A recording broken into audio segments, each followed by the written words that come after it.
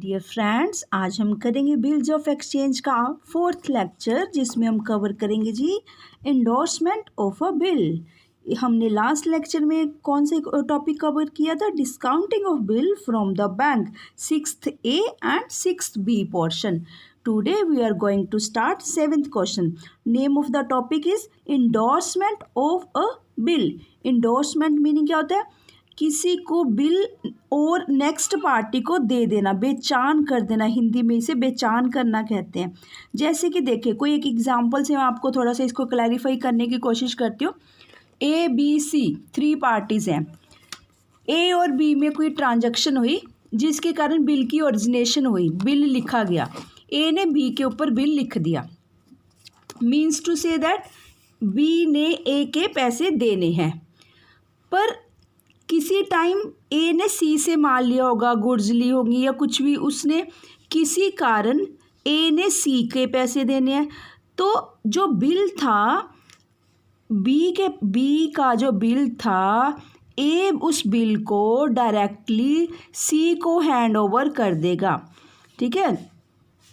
जो payment B ने A को करनी थी ऑन द मैच्योरिटी डेट, अब वही वाली पेमेंट B C को कर देगा।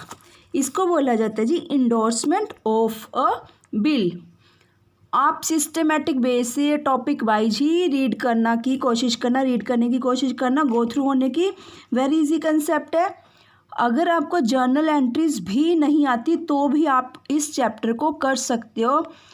बस शर्त क्या है, आपको चैप्टर की थ्योरी जरूर पढ़नी है। साथ ही साथ जो भी टॉपिक स्टार्ट करो, जैसे इंडोर्समेंट ऑफ अ बिल अभी जस्ट हम स्टार्ट करने वाले हैं, तो इस क्वेश्चन को सॉर्ट आउट सॉल्व करने से पहले जो इसके रिगार्डिंग थ्योरी दी है, बहुत अच्छी, बहुत बढ़िया, DK गोयल की बुक में बहुत ही सिस्टेमेटिक मैनर से हर क्वेश्चंस को, हर सॉल्यूशन को बहुत ही अच्छे वे से डिपिक्ट किया गया।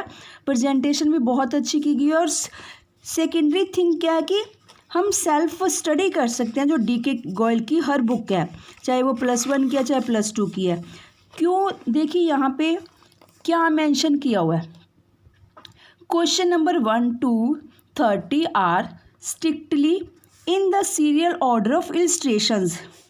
जो क्वेश्चन आप निकालना चाहोगे, सपोज ऑफ दैट फर्स्ट करना है, इसी के रिगार्डिंग आपने क्या करना है, फर्स्ट क्वेश्चन पे चले जाना जी। और आपको बिल्कुल एज इट इज़ वही ऑलमोस्ट इन्होंने ट्राई किया, DK गोयल अपने APC पब्लिशर्स ने, कि जैसा जैसे क्वेश्चंस है वैसी वैसी इलस्ट्रेशंस है, या ये कह लीजिए जैसी जैसी इलस्ट्रेशंस है वैसी वैसी क्वेश्चंस है। अगर 30 क्वेश्चंस गिवन है, इलस्ट्रेशंस भी आपको 30 मिलेंगी। अगर आप 6th 7th नंबर जो भी क्वेश्चन करने जा रहे हो, अगर उसी से रिलेटेड आप इलस्ट्रेशन करोगे तो दोनों सेम है। डिफ्रेंशिएट ओनली क्या होगा, कुछ ना कुछ एक या दो आइटम्स क्वेश्चन में या इलस्ट्रेशन में डिफ़र करेगी, अदरवाइज सारा सेम कंसेप्ट सब कुछ है। तो जितनी भी DK गोयल की बुक्स हैं, सेल्फ स्टडी अगर आप करोगे, उसमें सब कुछ आप क्वेश्चंस खुद निकाल सकते हो, क्योंकि जो इनकी थ्योरी भी दी हुई है, साथ के साथ थ्योरी जैसे क्वेश्चन स्टार्ट होने वाला होता है उसी के रिगार्डिंग थ्योरी मेंशन की होती है। जैसे देखिए, अभी हम करने वाले इंडोर्समेंट का टॉपिक। ठीक है जी। देखिए, हमने लास्ट लेक्चर में कौन सा टॉपिक किया था, ये वाला जी, when the bill is discounted from the bank. Second topic किया था अकाउंटिंग ट्रीटमेंट का, सेकंड टॉपिक ये किया था। देखिए कितनी अच्छी, कितने सिस्टमेटिक वे से कंप्लीटली थ्योरी है। जैसे ही थ्योरी आप रीड करते जाओगे, एक तो आपके MCQs आने अब एग्ज़ाम्स में, चाहे CBSE है चाहे HBSE है।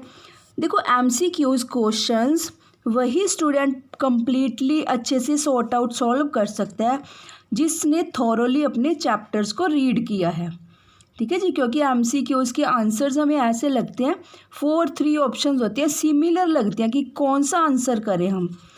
तो आपको थ्योरी साथ के साथ रीड करनी चाहिए और बड़े सिस्टमेटिक मैनर से। देखिए कितनी बढ़िया थ्योरी दी हुई है। प्रोफॉर्मा भी बताया गया कि कैसे आपने दोनों पार्टीज़ को इकट्ठे कंबाइनली मेंटेन करके चलना है जी। ठीक है। Draw error suppose x, supposition लेके चले, ड्रॉयरी भी बोलते हैं, एक्सेप्टर भी बोलते हैं, ठीक है जी। इससे देखिए ई मतलब सिर्फ जस्ट आर अल्फ़ाबेट का फ़र्क है, ठीक है। लास्ट में एक्सेप्टर, इसने एक्सेप्टेंस दी है वाई ने, और यहाँ ट्रांजैक्शन है। आप ये इस वे से भी अपना जर्नल एंट्रीज को मेंटेन कर सकते हो। और इसी के रिगार्डिंग इन्होंने क्वेश्चन दे दिया। हमें यहाँ 6th क्वेश्चन सिंगल दिया है इलस्ट्रेशन का, पर आपके लिए प्रैक्टिस के लिए उन्होंने इसको क्या किया, 6th क्वेश्चन का 6th A और 6th B बना दिया। क्यों? सो दैट कि आप थोड़ी सी अच्छे से अपनी प्रैक्टिस कर सको। ये देखिए 6th A ये क्यों करा, देखिए 6th क्वेश्चन भी यही है, discounting of bill from the bank, यही वाला क्वेश्चन है ये भी, पर यहाँ एक सिंगल क्वेश्चन में इन्होंने कंप्लीट कर दिया ये टॉपिक, ठीक है जी। ये वाला जब बैंक से डिस्काउंट करवाया जाता है, और यहाँ उन्होंने 2 पोर्शंस कर दिए, सो दैट कि देखो यहाँ थोड़ा सा इनिशियल आपको पता लगेगा कि क्या होता है डिस्काउंट कराना, यहाँ से आप एकदम फाइनल खुद निकाल सकोगे, आपको कॉन्फिडेंस आ जाएगा एक्चुअली 6th B क्वेश्चन में कि हाँ भी अब मेरे को आ चुका। प्रैक्टिस जस्ट प्रैक्टिस टाइप समझ लीजिए बस, ठीक है जी। अब हम करें एंडोर्समेंट ऑफ ए बिल। यहाँ देखिए बहुत इम्पोर्टेंट है, ये छोटी छोटी सी जो थ्योरी दी हुई है, मीनिंगफुल सी दी हुई है, टू द पॉइंट दी हुई है। देखिए negotiation of a bill, negotiation क्या होता है, ट्रांसफ़र करना। देखो negotiation means a transfer of a bill of to another person in such a manner that the transferor नहीं लिखने वाला नहीं, transferee of the bill becomes its holder who has the right to possess the bill in his own name and to recover the amount mentioned therein from concerned parties। किसी से भी, ठीक है, जो जिससे रिलेटेड बिल है उससे वो अमाउंट को रिसीव करने का वो होता है, अधिकारी होता है, ठीक है जी। मोड्स ऑफ नेगोशिएशन क्या है, ये ज़्यादा इम्पोर्टेंट है। Modes by delivery, by endorsement and delivery, ठीक है जी।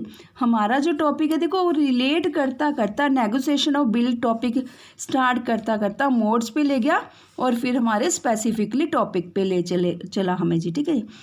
Endorsement of A bill very simple सा है, बस आपने देखना कि टर्म्स कीवर्ड्स क्या निकल के आ रहे हैं। इंडोर्सर, endorsee. Endorsement means signing the bill of exchange for the purpose of transferring it to another. The holder of a bill receivable can endorse the bill to another person। देखो the holder of a bill BR, यानी कि हम लगा लीजिए ABC 3 parties हैं, इसके बाद कर रहे हैं A की, कहते हैं इसके पास सारे पोजेशंस होते हैं, ये ए डायरेक्टली सी को बिल को ट्रांसफ़र कर सकता है। कौन सा बिल, जिसने बी ने एक्सेप्टेंस दी थी उस बिल को, to another person by putting his signature at the back of the bill. Back of the bill पे सिग्नेचर होंगे, किस कारण होने हैं, हाँ भी कि मैं ये बिल इस पर्सन को इंडोर्स कर रहा हूँ। देखिए the person endorsing the bill is known as endorser. अब बी को भूल जाना इसमें से अभी फ़िलहाल, ए इंडोर्सर कहलाएगा, सी इंडोर्सी कहलाएगा। The person to whom the bill is endorsed, 3 keywords निकल के हैं, endorsed, endorser, endorsee. First, second, third, ये तो प्रोसेस हो गया ना बेसिकली कि क्या चल रहा है बीच में। जैसे सब्जेक्ट कह लीजिए, सब्जेक्ट, ये ऑब्जेक्ट हो गया, ये प्रोसेस SOV जो आप इंग्लिश में करते हो जैसे, ठीक है जी। An endorsee may again endorse the bill over to some other person and the process may continue. क्या उसके बावजूद भी देखिए कितनी अच्छी बढ़िया लाइन लिखी हुई है, कहता है ABC तो हमने 3 पार्टीज ले ली, सपोज ऑफ दैट जो C के पास बिल आ चुका है ये भी किसी को आगे ट्रांसफ़र कर सकता है, to extent any, to continue to any extent. ये सिर्फ ये वाली लास्ट वर्ड्स पढ़िए, some other person and the process में be continue to any extent. The person holding the bill at the date of its maturity will be entitled to, ठीक है। तब तक आप इंडोर्स कर सकते हो जब तक उसकी डेट ऑफ मैच्योरिटी नहीं आ जाती। जब डेट ऑफ मैच्योरिटी आ जाएगी, जिसके हाथ में वो बिल होगा उसको पेमेंट मिल जाएगी, चाहे इस प्रोसेस में 3%, 3 पार्टीज हैं, 4, 5, 6, एनी नंबर ऑफ, ठीक है जी। Following entries are passed in case of endorsement.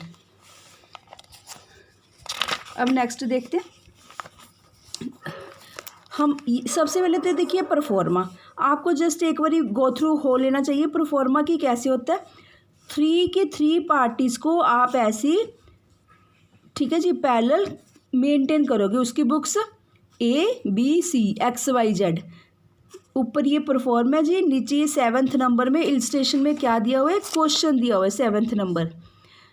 आप इलस्ट्रेशन पहले खुद थोड़ा सा समझने की ट्राई करना या फिर क्वेश्चन, ठीक है जी। 7th यहाँ से देखिए 26th Y ओड। देखो एक बात ध्यान रखना, एक ओड वर्ड होता है, एक ओज होता है, OWED।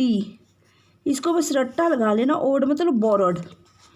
बोरोड से आप जस्ट लर्न रखना, क्योंकि कई बार परेशान करते हैं, कई बार आ जाए ना अकाउंट्स के क्वेश्चन में, बोरो BORROWED।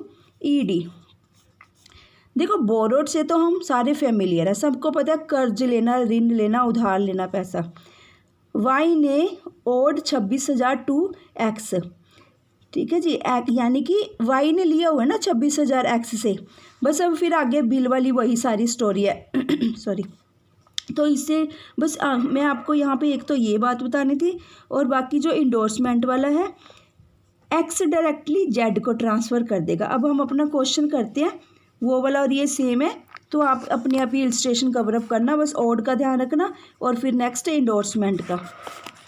और देखिए यहाँ तक कंप्लीट हो गया। नेक्स्ट टॉपिक फिर नेक्स्ट आने वाला है, ठीक है जी। हम 7th क्वेश्चन देखते हैं अपना, endorsement of a bill. B owed ₹20,400 to A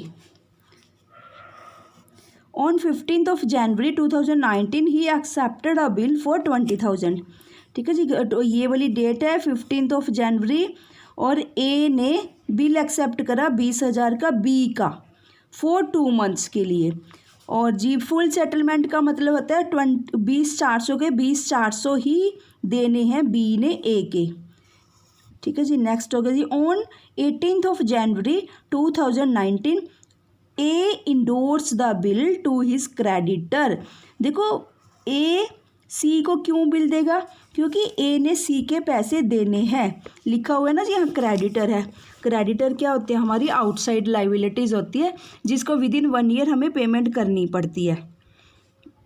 the bill was duly met on the date of, ठीक है, ये वाली बात ज़रूर नोटिस में रखनी है, कई बार यहाँ पर आके ये डिसऑनर हो जाता है बिल।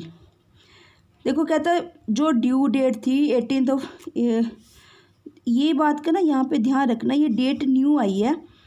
जब बिल लिखा गया तो 15 जनवरी थी, जब A ने C को ट्रांसफ़र करा 18 जनवरी थी, और मैच्योरिटी डेट हम कैलकुलेट करेंगे 15th of January plus 2 months plus 3 days, तो मेट हो गया बिल ड्यू मैच्योरिटी पे।